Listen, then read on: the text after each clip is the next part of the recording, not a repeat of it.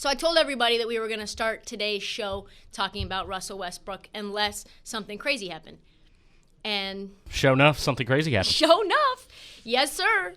Nothing in my life I love more than a good victory lap. I am insufferable when I am right. My desire for everyone to recognize me for how right that I am on a consistent basis is an unfillable well.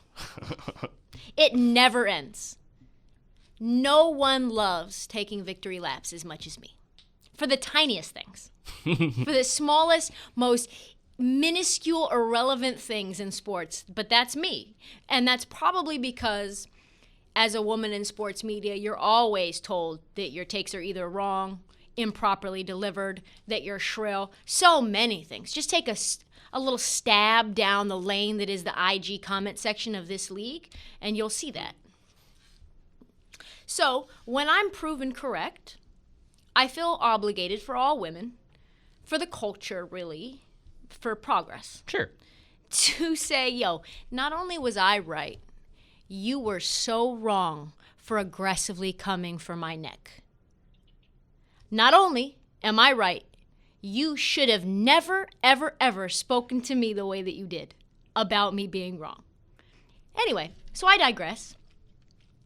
It appears that my take that players are in desperate need for fans could not have come at a better time. Perfect take at the perfect time. Marty, can you play my take from Monday's show? Sure. Imagine this. A thoughty thought sitting there with her low-cut top on, bodycon dress, oily tan legs, looking at you like she wants to give you the business, boy. Woo! And you're like, yes, I'm going to get her number after the game. And then right next to her, you get posterized.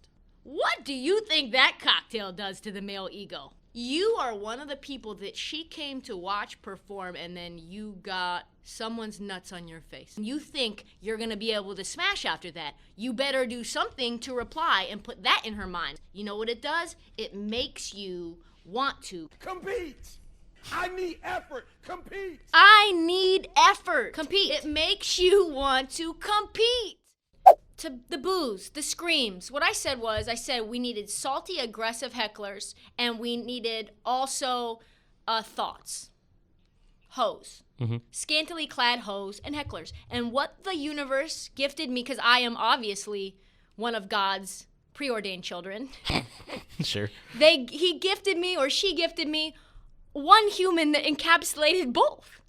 That is Courtside Karen. A thoughty thought that got so aggressive with LeBron James that she got ejected.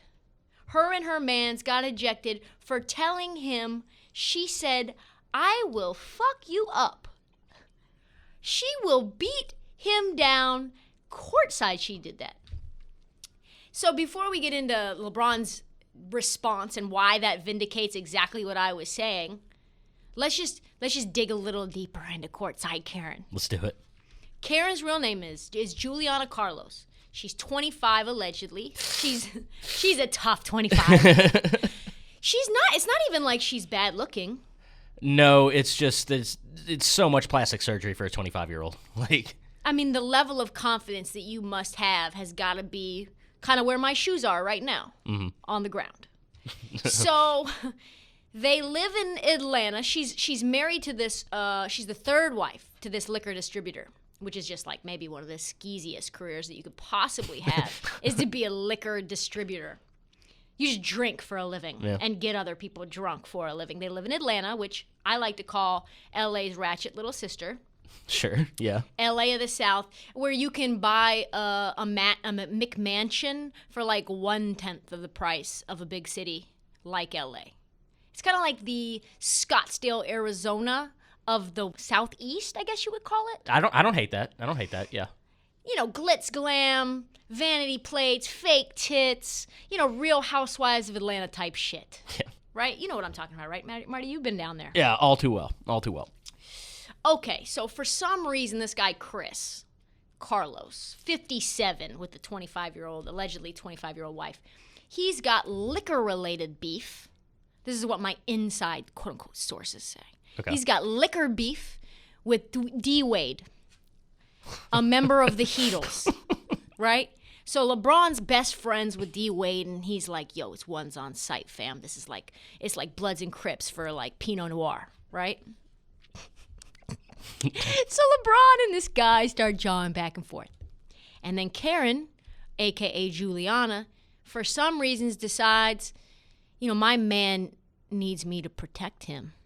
He's 57, I'm 25. I'm in better shape maybe than him. So people are saying he's on steroids. There's a lot of slander about Chris being on steroids and also having some facial plastic surgery of his own. Oh, yeah.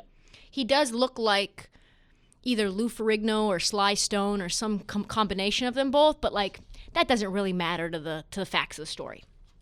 So she starts saying some shit to LeBron James, like, yo, stop talking to my man or you're going to catch these hands, bitch. And he's like, yo, bitch, shut your ass up and sit down. So she takes off her mask and then she gets ejected. And then she goes insane on IG after she gets kicked out of the game. Play that last 40 seconds of this clip. Anyway, I'm minding my own business. No, you're not. Drinking my wine, having fun.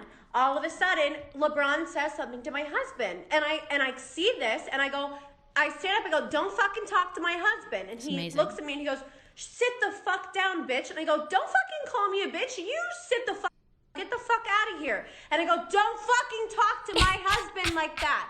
Don't talk to my husband. Yo. And he literally was like, fuck you, bitch. Sit down, bitch. And all of a This sudden, now I'm play-by-play. getting kicked out. Excuse me, I have courtside Excuse me. seats that I pay for. Excuse me. Fuck you, LeBron. You're a fucking pussy. Get the fuck out of here. You're going to let a 25-year-old girl intimidate you during a game? Bye, bitch. Bye, bitch. Hold on. Just before I make a comment, no one that's 25 says, I'm 25. Hey, you're going to let a grown man's going to talk to a 25-year-old like this? I think we might have someone who has fabricated her age for her husband. Yeah. So I don't know. Anyway, so she's starting to go viral, and then it's like, oh, better establish my age. Yeah, establish before people start looking into this. People asked her for her ID. She took a photo. I think she deleted it later, but she took a photo and put her driver's license up on her Instagram story because people were so convinced she was not 25. Okay, so I digress again. So then she sobers up, right? She's gained about 80,000 followers. She's deleted some old posts. She wrote an apology, a press release really for her newfound fans, which is what happens when you get fame. Let's do it. Let's get into it. Okay, here's what she said. She goes, about last night, to say things escalated quickly is an understatement. Yes. I want to apologize for losing my cool and removing my mask in the heat of the moment. Sports wouldn't be sports without a little trash talking.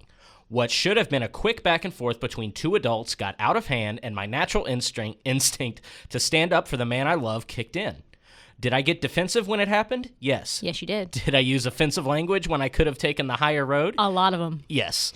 And for those things, I take responsibility.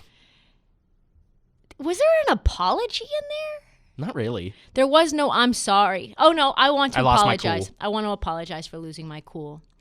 No apology for the words said to LeBron James, but that's okay. Did you use offensive language, Karen? I would say you did. You called him a pussy and you told him he could catch these hands. As a side note, because there's a lot of side notes, a lot of thoughts that I have about this thought.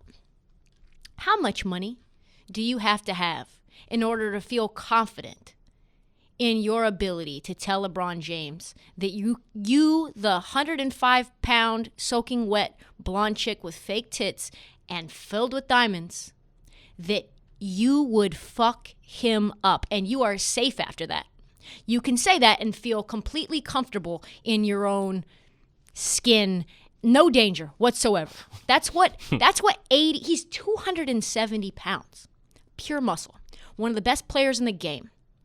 You know that if he wanted some sort of retaliation, he could get retaliation very, very easily. Very fast. I mean, if that was Ron Artest, ooh, can you imagine? It would have been a tough day for Ron. It would have been a tough day for Juliana Carlos. That too. Okay, so that's what $80 million gets you. The irrational confidence that you can get in LeBron James's face and say, bitch, I will beat your ass. Okay, back on point. So back to why I'm right. So they ask LeBron James what he thinks about the incident. No, at the end of the day, I'm happy fans are back in the building. I miss that interaction. I need that interaction. We as players need that interaction. I don't feel like it was warranted to be kicked out. There was a back and forth between two grown men, and we said our piece. He said his piece. I said my piece, and then when someone else jumped into it and said their piece. But I didn't think they were, should have been kicked out. But they might have had a couple of drinks maybe, and they could have probably kept it going, and the game wouldn't have been about the game no more. So I think the referees did what they had to do. What? Where was the part where he was like, I thought that was her dad? I don't know exactly what that was from. I did see a graphic that said that. Like, I was shocked. Yeah. I was shocked. I thought that was his daughter sticking up for him. No, folks. Did you see how much diamonds she had all over her body? That is not his kid. Anyway, folks, this is the greatest player in the world saying he needs fan interaction. And let's face it, we know that LeBron James is dialed the fuck in, and even he admits that crowds get him lit up like a Christmas tree. Remember when that front office guy from Cleveland, he goes to Cleveland and misses the last shot of before halftime, and the front office guy's clapping way too hard that LeBron James missed that shot, and then he just destroyed the second half. Mm-hmm. LeBron James needs whatever fan interaction he can summon. So Courtside Karen was like perfect for him. Yeah, and it's actually the second iteration of this kind of, that viral clip where when he was still in Cleveland and he's like walking down the like sideline or whatever, and someone goes, "Hey, LeBron, how's it feel to be a pussy ass bitch?" And he just turns his head. Oh, I do, and he proceeded to go off. Yeah, he was like going down the tunnel. Yeah, folks, this is why I said teams are going to get dog walked by 50 on any given night. Why we've got the Bucks damn near walking around screens on a random Tuesday. Because on a Tuesday without fans, it's like, do I really need to compete? There's no urgency to play defense. And I said this before, Courtside Karen was a thing. So you can just thank me now for all the future takes that are going to be right about 48 hours before they become trending. Now, I have indisputable proof. Crowds, not only do they matter, we've got LeBron James telling me that is an integral part of high-level basketball on a night-to-night basis. You are welcome.